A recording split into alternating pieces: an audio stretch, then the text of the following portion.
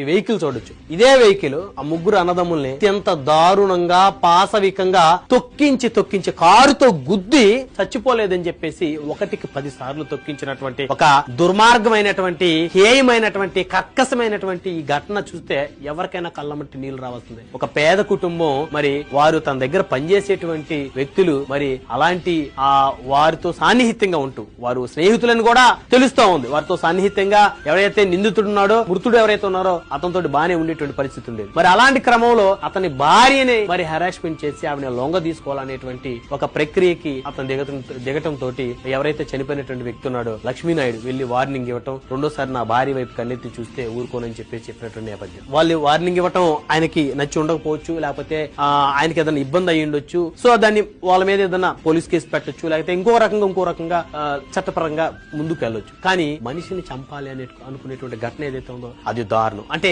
అధికార బలంతోనా